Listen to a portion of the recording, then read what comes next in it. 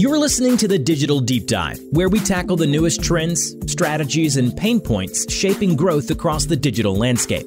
From Amazon and D2C to international expansion, join our host and e-commerce leaders across multiple industries for in-depth discussions on how to maximize your brands in the digital arena. Now, here's your host, Aaron Conant.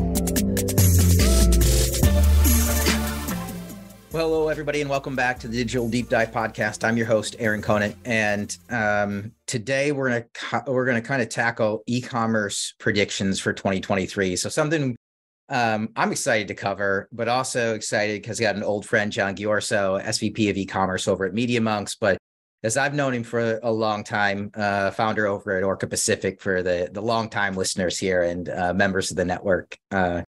An overall thought leader and great friend. So, John, I'll kick it over to you if you want to do a brief intro on yourself and MediaMonks now. And if I say Orca Pacific throughout the podcast, it's just a throwback to the good old times. Yeah, no worries. Thanks, Aaron. Yeah, so I guess long story short, I founded a company called Orca Pacific over 10 years ago.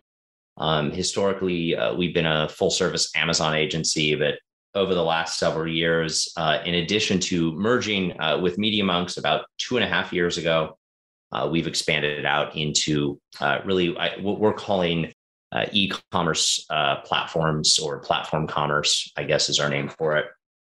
So basically, think top 10 e-commerce platforms in the US and globally. In the US, Target, Walmart, Amazon, et cetera, go down the list, and some of those as well globally, but also the kind of domestic players in different countries and regions. And we offer really kind of a full service suite, advertising, content, strategy, operations, et cetera. We work with some of the largest consumer product brands in the world: CPG, consumer electronics, furniture, kind of go down the list, as well as a number of mid-market brands, venture-backed brands, kind of the digital native disruptor brands that I'm sure some of you know. So that's kind of the quick pitch on who I am and what we do. And, I kind of run that whole thing for MediaMonks. If folks are not familiar, MediaMonks is at this point about a 9,000 person strong global marketing services firm. Yeah, I think offices in about 40 countries, full kind of global capability across the digital marketing stack. So creative, search, social, really, go down the list. We probably have a capability that does it. Crazy. I didn't know it was that many people. That's nuts. Yeah. So e-commerce predictions, we've always, chatted, I love where you sit in this space, right? I don't want to say futurist, but almost what's coming, what's right around the corner that people should be thinking about and prepping for. And so I'd love to hear your thoughts in this e-commerce predictions. What do you see coming in 2023? And, along the way, feel free to kick stuff back my way too. But what do you see? Anything?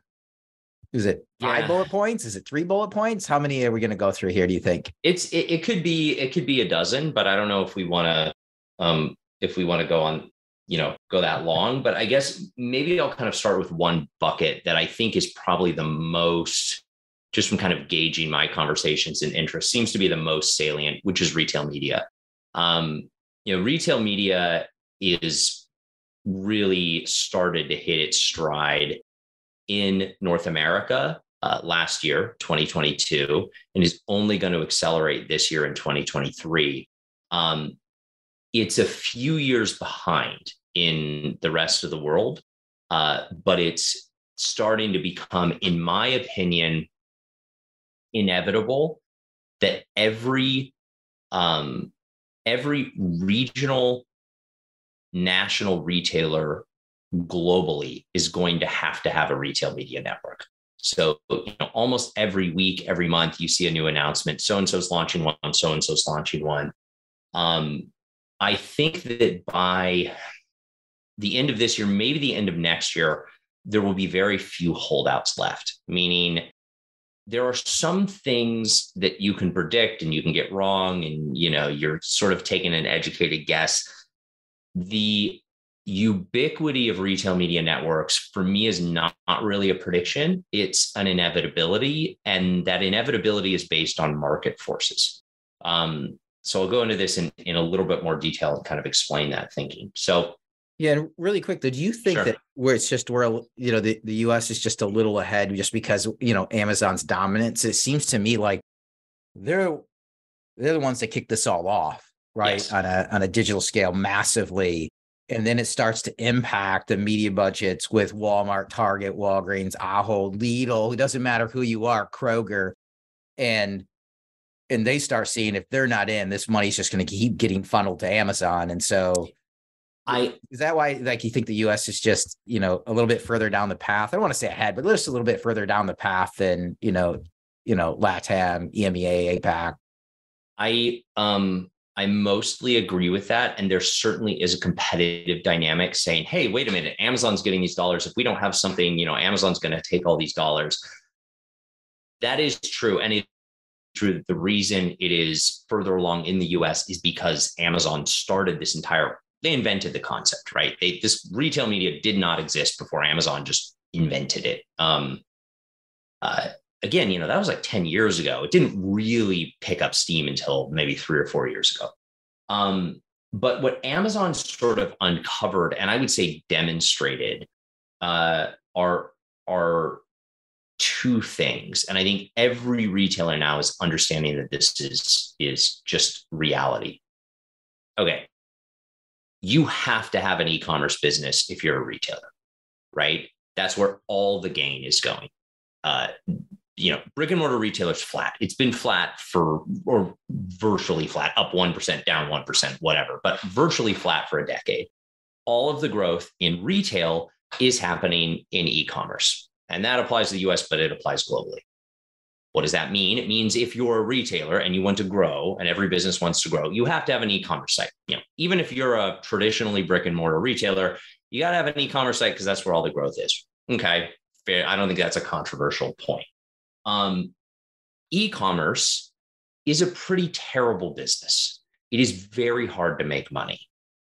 Even Amazon has a tough time making money, and everyone else doesn't have nearly the scale, maybe with the exception of a few of the Chinese e-commerce players. No one else has the scale that Amazon has.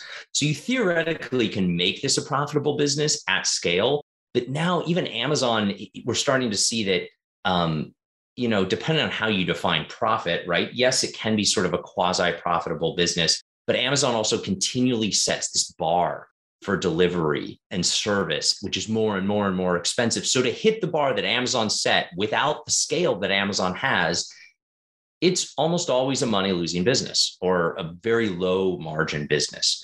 Okay, so that's also, let's say, more or less a fact, and one that probably isn't going to change. Maybe if we have some fully autonomous, self-driving truck, drone future where the last mile becomes so cheap, that may change the dynamic. But forget about that for a second. E-commerce is a low margin business.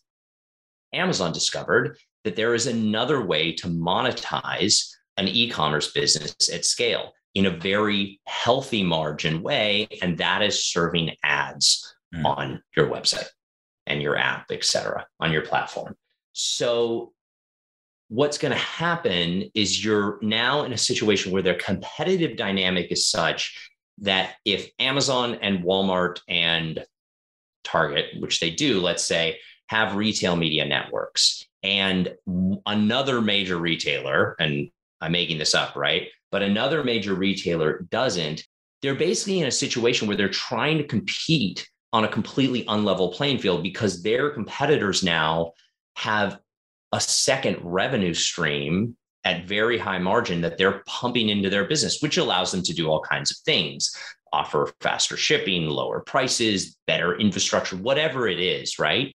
So again, that's when I say, like, some things are just inevitable. This, because it's really truly based around market forces, retail media networks have become essentially table stakes and inevitable. And I will say, not just for the major retailers that I mentioned. Now there are regional retailers launching retail media networks. If you have any scale at all on a website, you basically are forced into a position where you're going to have to monetize that traffic via advertising. And I'll take a breath there, but there's some other really interesting ramifications of that as well. No, I mean, I don't disagree with you. I mean, that's just the reality. And I think there were some, holdouts prior to the pandemic, right? And then there was a lot of inequities that were covered over, glanced over during the middle of the pandemic, from an inside capability side, just because everybody was online and you had to be, and people were turning a blind eye to all the things that need to be fixed and overall profit margin. But as we got to the end of this year, especially, I mean, going back to Amazon as a whole, especially if you were a vendor and they were cutting your weeks of cover from 14 weeks down to 3 to 4 weeks. And now, all of a sudden you're not getting, those orders you thought. That only emphasized this focus on profitability. And I think it's one of the top conversations I'm having right now is around profitability and how do you make e-commerce profitable? So, and advertising makes sense. Well, and so this helps the retailer become more profitable. It certainly does not help the brand become more profitable. Arguably, another way to look at this is you're shifting the cost burden of a not very profitable business upstream to your suppliers, which is basically what's happening, right? So that isn't great news for brands and for suppliers, but it's also a situation now where you don't really get to complain about that because you just kind of have to do it and you have to make it work. Because again, it creates this competitive dynamic then with the brands where if you're not advertising and your competitors are, they're going to be taking share on these various platforms. There is one more, and I'll get into some of these predictions, which are kind of based around this overarching concept of this kind of inevitability within this retail media shift. There's one other interesting dynamic that I don't think we've seen really play out, but what I just described seems like kind of a no lose scenario for the retailer. Like, why not, right? We have to have an e-commerce business. It's fairly straightforward, to spin up a retail media network. You put ads on your site and you just have extra cash that comes in based on very little additional, cost. What I think the industry at large is forgetting is that if you don't do advertising the right way, or if you overdo it, or if you miscalibrate it, you can dramatically diminish the customer experience on your website, cable channel, whatever, right? Magazine, like this has been the case for 50 years, but the digital version of that is a website that becomes more cumbersome to use, less trustworthy, more annoying, filled with ads, et cetera. Amazon has made, in a way, this look easy because I think they've done a very good job of threading that needle of saying, how do we kind of maximize the revenue opportunity here while balancing that out with, maybe there's been some diminishment, but very little diminishment in the customer experience. So for them, it has been kind of an all upside scenario. But again, it really comes down to execution. So just something to keep an eye on.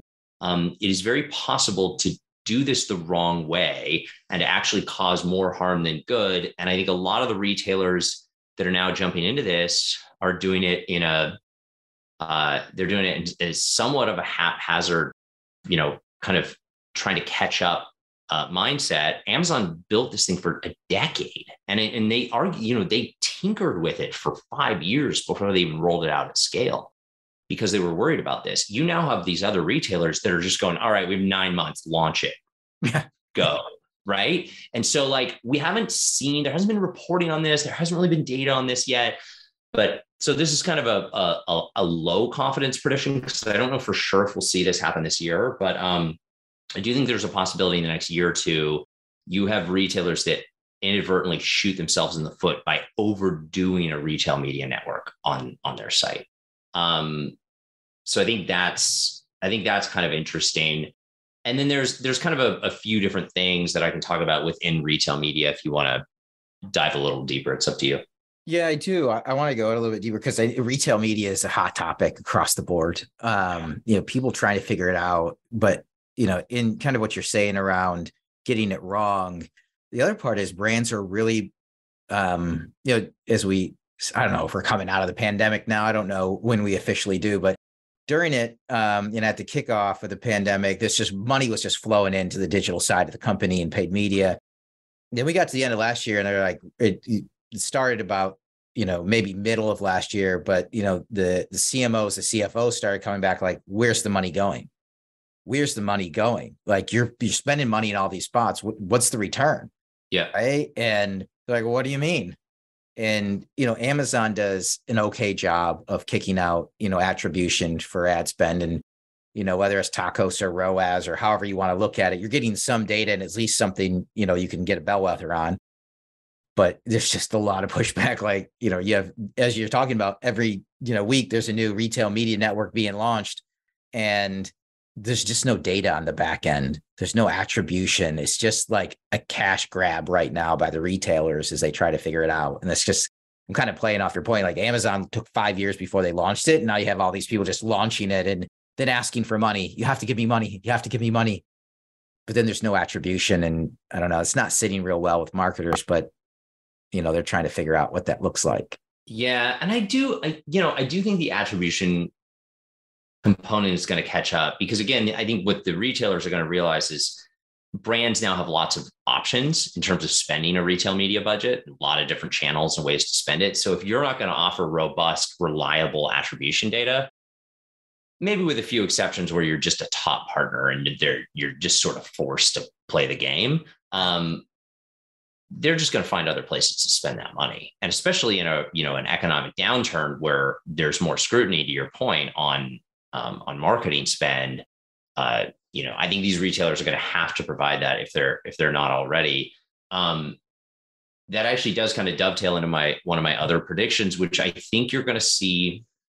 I've called this a unified real-time retail media strategy, kind of a jargony thing. But what I'm trying to kind of explain here is I think you're going to see more brands and agencies and brands working with agencies use kind of a unified retail media strategy that is more platform or channel agnostic to, instead of right now, I think most brands and most agencies even are set up in a way that they say, okay, here's our Amazon strategy and our Amazon budget. Here's our Walmart budget. Here's our Target budget, et cetera, et cetera.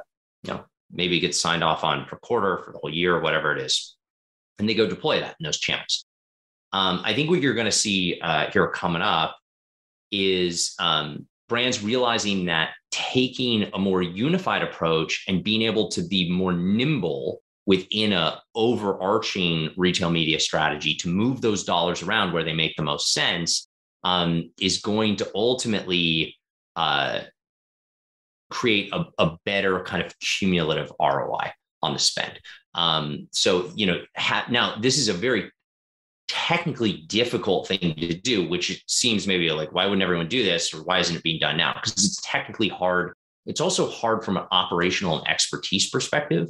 You need a lot of cross-training, cross-functional teams have to work well together. You can't have marketing and sales and channel all siloed like you do in a lot of organizations. But if you can figure all that out, the ability to take, instead of saying we have all these channel budgets, we have a retail media budget, and then we have a series of KPIs that we try to normalize across channels and then chase those KPIs. So on a given day, what you're saying is we're trying to maximize ROAS across channel, which means we may be pulling budget out of Amazon and deploying it on Walmart today.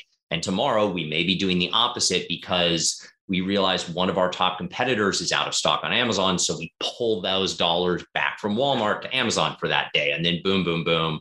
So a much more kind of dynamic, unified approach to spend.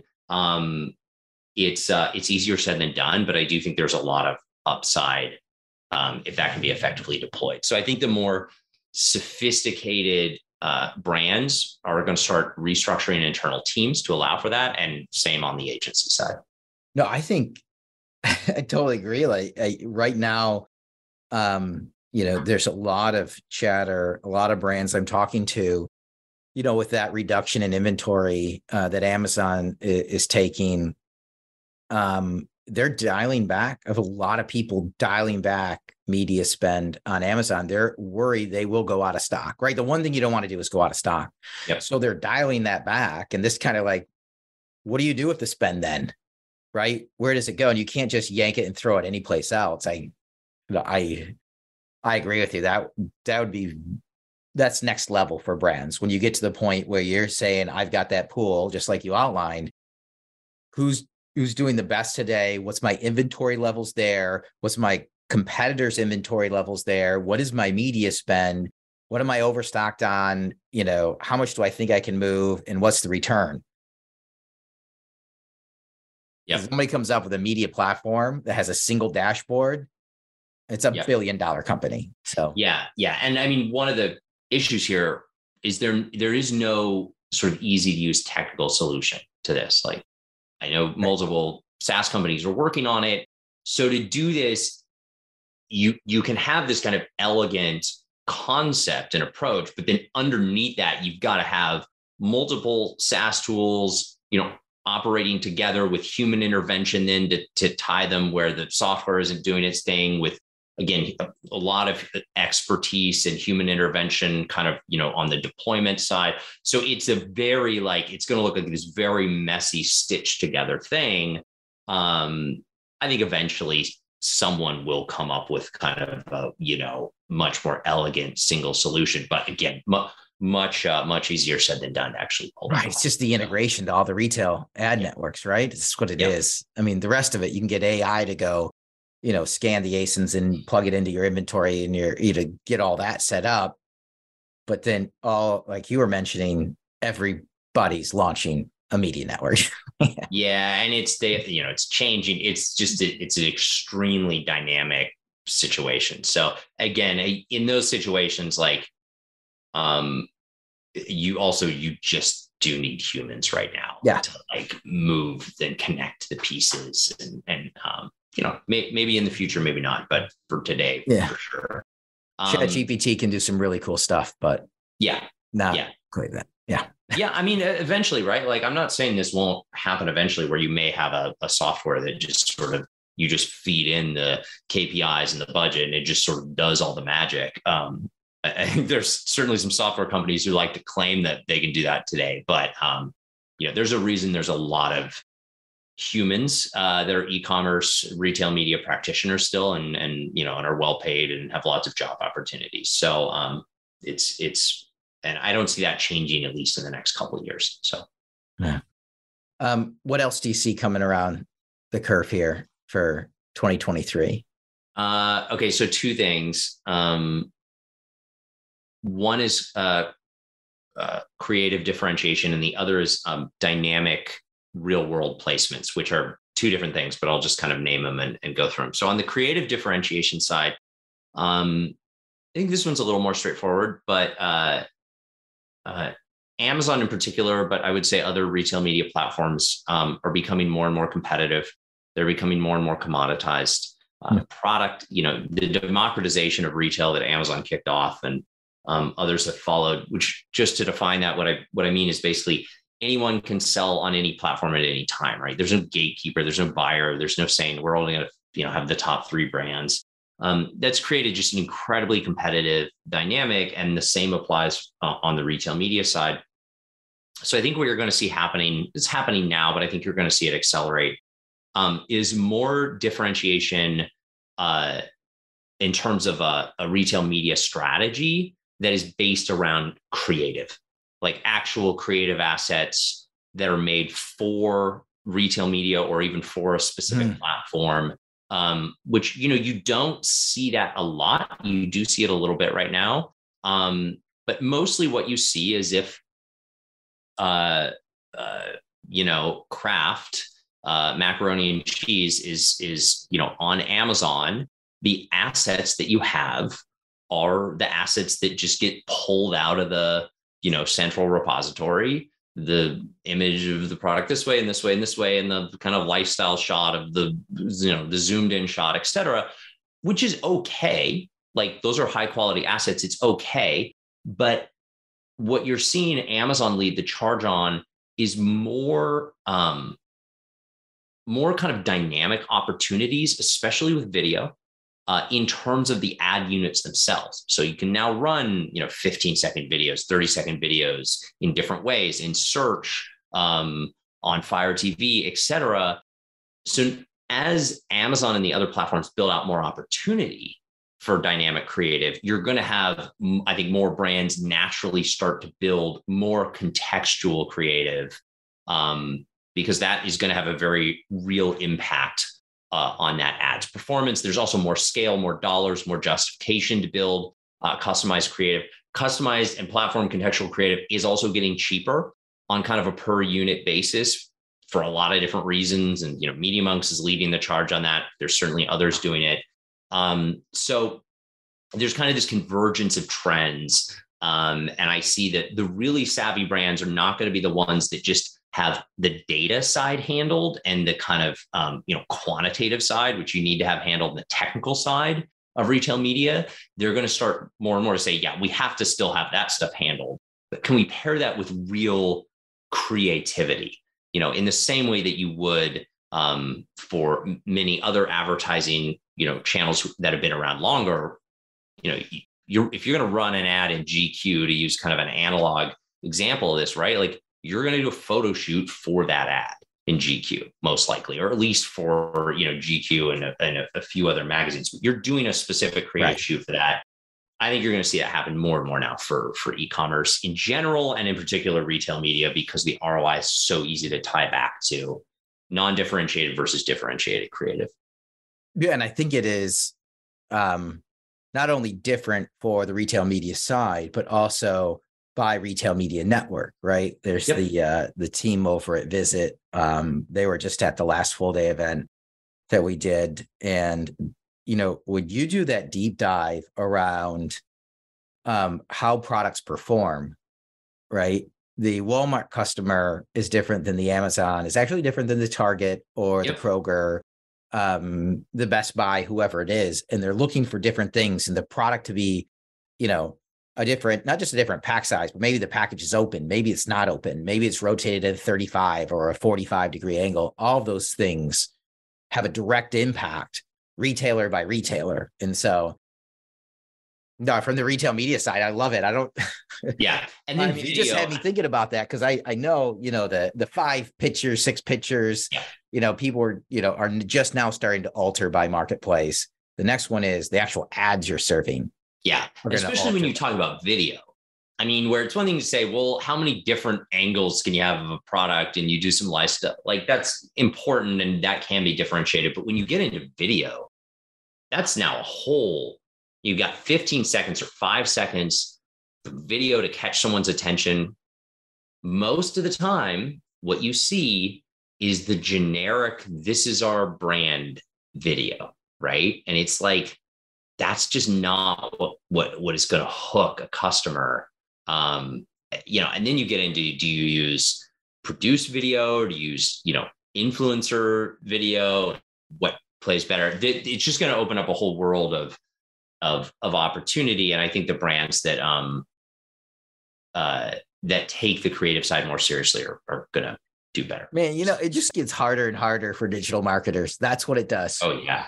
Keeps getting harder. That's just, I was talking with some friends earlier today, just around, the feeling I'm getting from digital marketers right now is just like, I give up.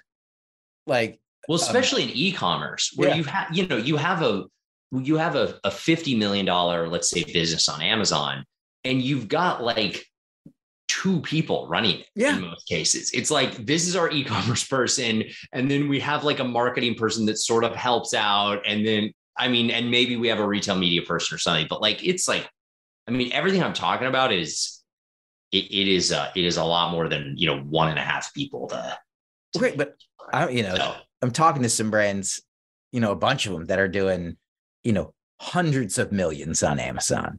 Yeah. And they're like, the org's a disaster. There's three Yeah. people running the whole thing. Yep. And you're like, Yep. wait, what? It's like, Sure. yeah, there's three people. And we're just expected to grow year over year and vet all the vendors, find the newest tech, cycle through. Oh, by the way, the CEO met some young kid on a plane who's the next best thing. So we got to vet him out and try him. It's just like forget it, whatever. Yeah. Just 2023 will be what 2023 is, and then they're handed the whole Amazon account as well. It's super. Yeah. I don't know. It is amazing that, especially once you get into enterprise, there are brands that have, let's say, a $200 million, $300 million Amazon business. There are some that literally have 3 people internally running that. And then there's others that have like a 50-person team. Yeah. And there's lots of reasons in history and in terms of prioritization, but I mean, the variability is mind blowing when you get inside these organizations in terms of the different ways that they're attempting to approach this. So yeah, it's interesting. Yeah, it's just funny because I don't know, in my predictions for 2023, I would not put in there's going to be a massive awakening on the correct digital organization to handle e-commerce. I just don't see it happening this year. No, I don't think that'll happen this year. I think that's going to be a very slow progression with a huge amount, again, of, not to keep using this word, but variability between, the orgs that really have it pretty well kind of at least figured out structurally and how they want to approach it. And those that are, pretty far behind. There's just a huge, and I don't see that changing anytime soon. The podcast, the episode just before this one was around the digital org, and that one's kind of blowing up right now because people are like, yes, but I think at some point in time, they're also just like, now I'm just depressed, right? Yeah. Like that's everything I always wanted, but I know I'm not going to get buy-in. So one of the points in there is executive education, educating upwards around what it should be. Yeah. But I think that's super important. Yeah. Should we do my last prediction for retail media? Okay. So this one's a little bit more out there, and this may not really be a this year thing. This may be like a next couple year thing. I'm trying to find a concise way to explain this. Okay. So dynamic real life placements. So Amazon Go, just walk out. Go ahead. No, here's what comes to mind. Do you remember Minority Report? Yep. That's the example I was going to use. Oh, it is? Yep. I've been like, from the first time I watched it, I was like, no way, that's going to happen sometime in the future. So that's what you're thinking. Okay. Anyway, So actually it's okay. So for hopefully folks have seen that are listening to it, but basically in short, the scene that that's being referenced here is Tom, and this is like a 20-year-old movie at this point. Tom Cruise is walking through a mall and there's all these screens everywhere and they're showing ads and they're saying, I forgot the character's name, but hey, hey, Jim. And they're like, clearly these ads are being custom targeted to him because they're scanning his eye as he walks by them and they know who he is. And then they're custom targeting ads. So I don't think that is going to happen because it's too invasive and it's too creepy. It is probably technically possible in the not too distant future. But I do think something close to that is going to happen, where you're going to start to have screens inside of physical retail stores that are using the cohort of customers in that store to determine what ads they're showing at a given time. So it won't be fully down to the person, but it will be, there are 118 people in this store. We think that they are more likely as a cohort to be interested in Stella, the beer, right? Because of who knows why, time of day, type of customer, whatever. So we're going to run a coupon for the next 45 minutes on a screen at the end of the aisle for Stella. And then 43 minutes later, the cohort in that store will have changed enough where they go, okay, switch that over to Bud Light for the next 20 minutes and see how that goes. The reason that will become possible, and it's not really possible now, but I think it will become possible in the next couple of years, is that you're going to have stores that are filled with sensors and cameras. The reason you're going to have those stores filled with sensors and cameras is to facilitate just walk out technology, which Amazon does in their Amazon Go store. For anyone who's been there, Amazon is now deploying that technology across fresh grocery stores, and they'll likely put it in all the Whole Food stores. There are also other very large companies working on very similar solutions that will partner with other major retailers. Walmart's working on some stuff internally. IBM is working on this. Microsoft's working on it. Different components of the hardware and the software, et cetera. So this is not just going to be an Amazon Go gimmicky thing. I do think this is kind of a big part of the future of physical retail that allows you to not have to deal with checking out, which is great. But the other really big side benefit is it gives you a fully kind of robust picture of the customer journey and the data in terms of what do they do in that store. Right now you just kind of know who checks out at what time and what they bought and what their zip code is and name because of a loyalty card. But in the future, you're going to know who that customer is, everything they've done in store, everything they've done digitally on the e-commerce site, huge amount of data following that person. And then again, that cohort, and you're going to be able to determine, just like you would in a digital environment, what type of ad is more likely to resonate with this cohort of customers, to the point where I do think we'll have pretty close to real time, store level dynamic advertising that is deployable, across who knows how many screens, whether it's by aisle, whether it's store wide, whatever. I mean, there's going to be lots of different versions of this. But I do think in the next couple of years, we're getting pretty close to the Minority Report version of this. Basically, another way to put this is everything you're seeing happen in retail media right now, which when we say retail media, we almost by definition mean something that happens purely digitally. You're going to have almost completely plugged into physical environments in terms of tracking and deployment. And it's going to be, physical retail is still 80%. Right. Of retail traffic. So, you've got the opportunity that you have with retail media, quote unquote, now times 5, if you can deploy this effectively across physical spaces. So, that one's a little further out there. It's probably not this year, but I do think it's going to happen. It's going to be wild. So, without a doubt. And they'll charge for it, right? End caps, displays, aisle interrupters, whatever it'll be. Oh yeah. If in a little time, it's free. And then they'll show the immediate uptick, which they can, right? Hey, this is the time. And then here's the checkout 20 minutes later where you saw the bump. How much is that worth to you? Yep. Absolutely. Yeah. It takes the age old trade spend and it ties, data and ROI and granularity to it. And it's going to make it a lot more valuable. And again, back to that kind of first comment I made, you're then going to be in a dynamic where, if one grocery store has this and the other doesn't, they're just going to have more, money coming in and we'll be able to more effectively compete. And again, it's going to be expensive for brands, but I think they're going to be forced into playing the game. So it's going to be really interesting to watch. Man, anything else like top of mind? Any questions for me? I know I picked your brain for a while.